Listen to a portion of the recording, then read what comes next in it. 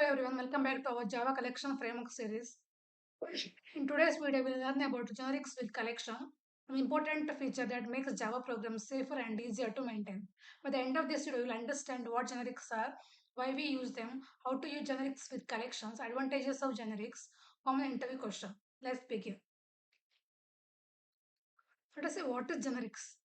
Generics were introduced in the Java 5. Before generics, the collection could store any type of object. This often caused runtime errors. With generics, we specify the data type inside angle brackets, allowing only the type of object to be stored. For example, an array list string can store only string values. Why do we need generics? Imagine the list that stores both strings and integers. If we mistakenly treat an integer as string, the program may throw class cast exception. Generics prevent these mistakes by checking the data type during compilation.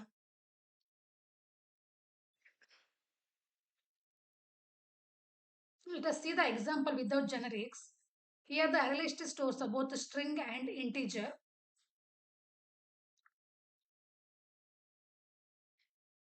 When we try to retrieve the integer as a string, Java throws a class cast exception. This is one of the main problems that generics solves. Now with generics, in this example, a list is declared to store only strings. If we try to add an integer, the compile reports an error before the program runs. This makes our code much safer.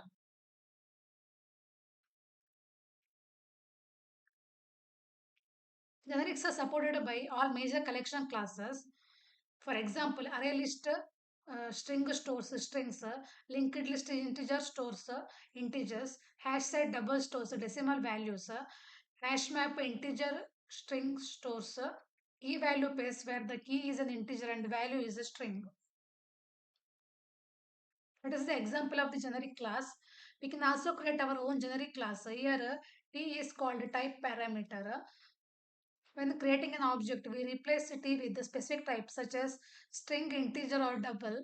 This allows one class to work with the different data types. Let us see using the generic class. Here we create a box that stores only strings.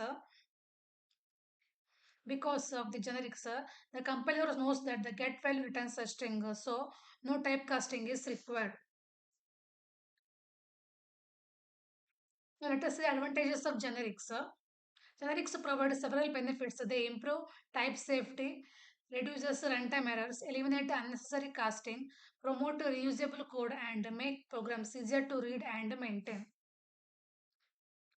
Let us see differences between the generics and non-generics. The biggest difference is that the generics moves many errors from runtime to compile time. Finding errors during compilation saves time and makes the software more reliable. These are the common interview questions. Remember, generics improve type safety. They reduce runtime errors. T represents the type parameter and can be replaced with any reference type. Let's recap today's session. Generics allows us to specify the type of data collection can store. They make our program safer by catching type-related errors during a compilation instead of a runtime. Generics are essential part of Java programming and are widely used in collections, framework, and enterprise application. Found this video helpful, please like, share, and subscribe. In next video, we'll learn about next topic. Thank you for watching.